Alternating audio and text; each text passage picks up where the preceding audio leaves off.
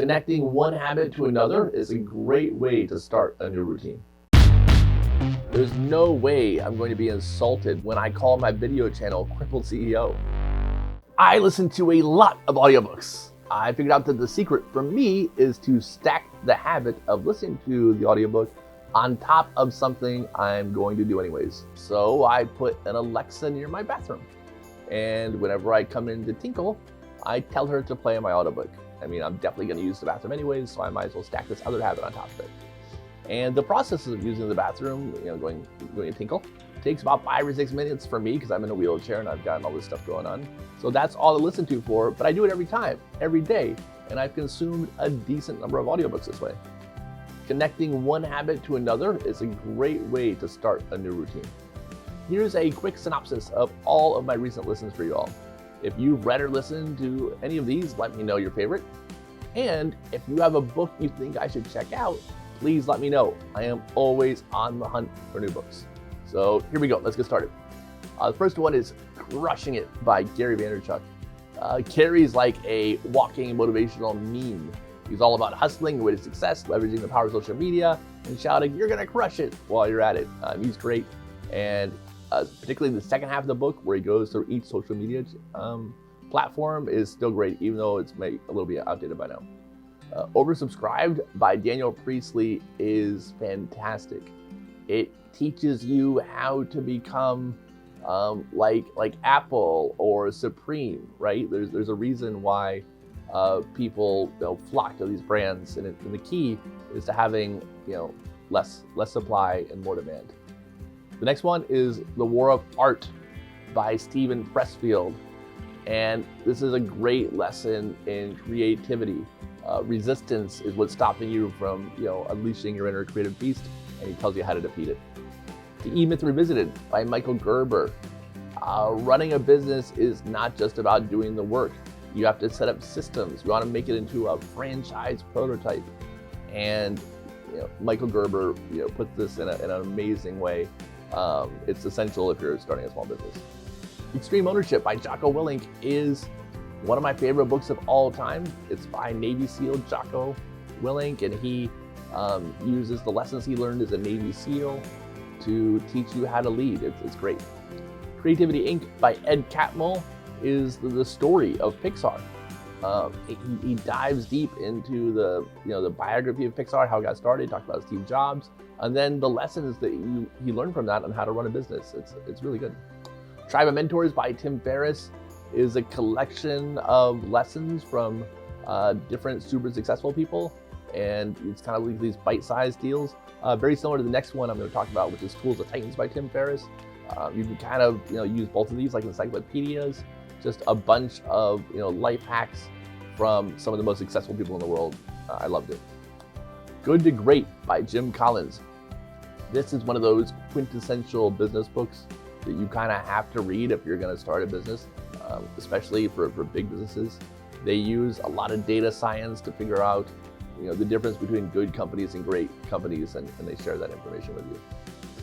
This is Marketing by Seth Godin is his latest book, and really, it just like the name implies, it explains what marketing is and why it's important, and it's a great primer to get your head right when you're thinking about marketing for your company. The Ultimate Sales Machine by Chet Holmes is exactly what it says on the tin. It creates a process for doing sales. It turns your company into a sales and money machine. It's great. One of my favorite tidbits from that book is they have an explanation on how to get your favorite customers. So you take 100 of the customers that you most want in the world, you make that list, and then you start a campaign where you're sending them tchotchkes once a week. You can send them a little compass with a note attached to it, and it says use this compass to show the way towards success. And then you do another thing the next week, and so on and so forth. And if you do this to 100 people enough times, eventually you're going to get folks who will want to go with you, and it's great. Outliers by Malcolm Gladwell.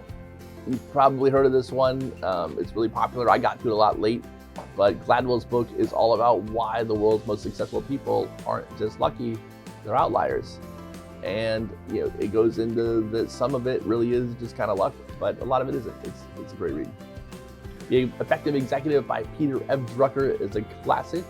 It is the book on time management, and it just is the book, as the name implies, how to be an effective executive. It's where Tim Ferriss got all of the information for the 4-Hour Work Week. Seriously, he just aped Peter Drucker, and he's open about it. He admits it. It Can't Hurt Me by David Goggins.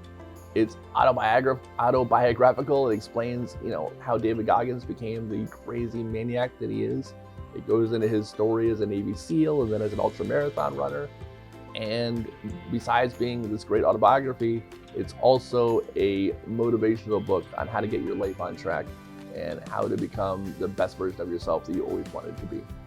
Choose Yourself by James Altucher. Are you waiting for the world to choose you? Altucher says, stop playing the waiting game and pick yourself.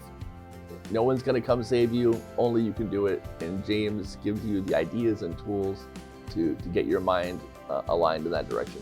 Turning the Flywheel by Jim Collins. This is actually more like an addendum to Good to Great, but he uses this idea of a giant spinning wheel and the momentum of turning it to explain what it's like to get a business running.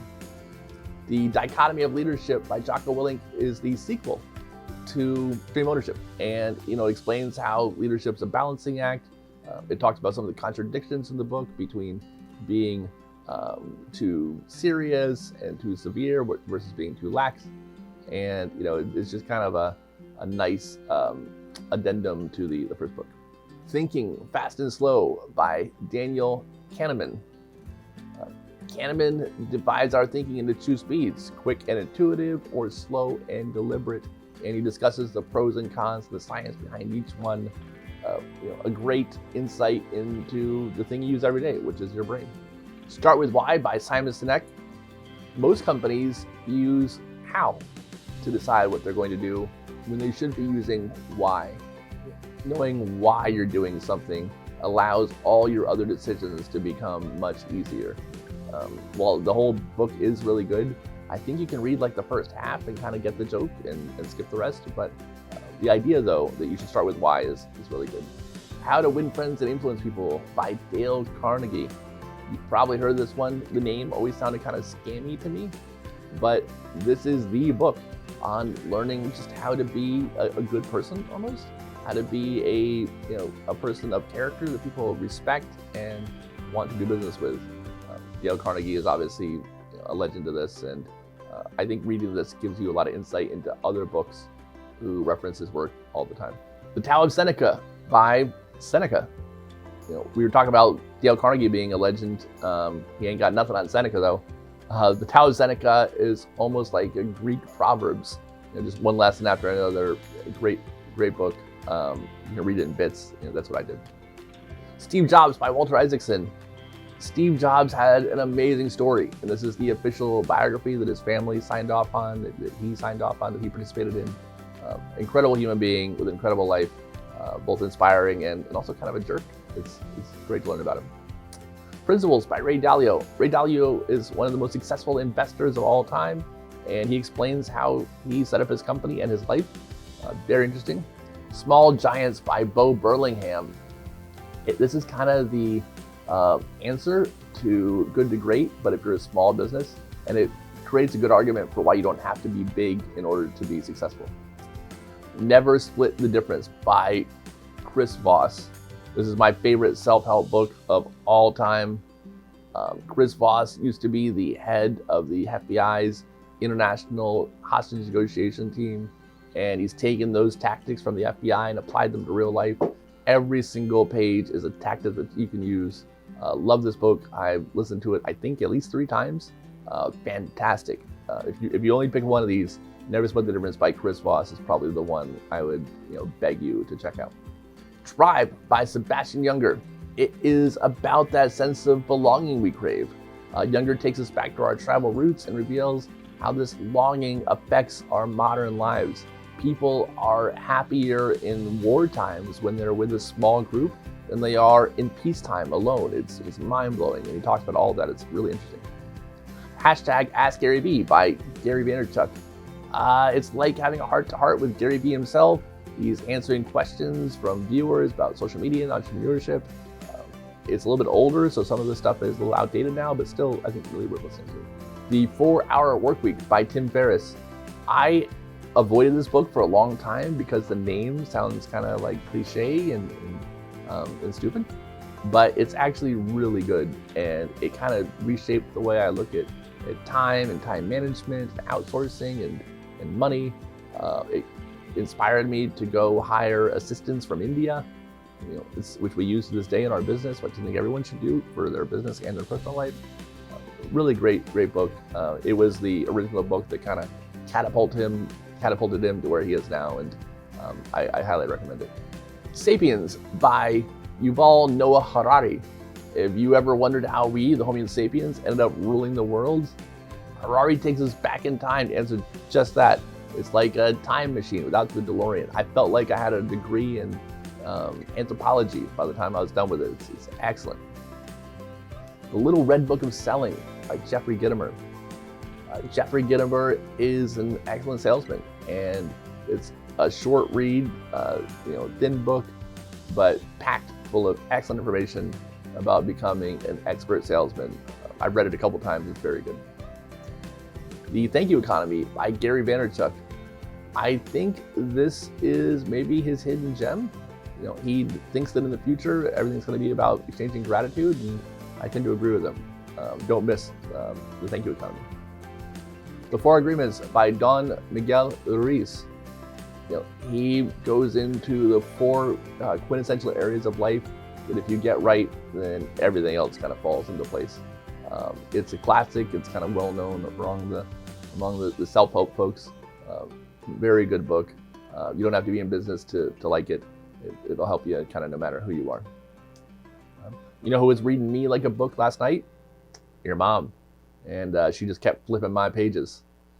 And you know what else she does is she subscribes to all of my channels and likes all my videos, and I think you should too. Thank you so much for watching, and you'll see me on the next one.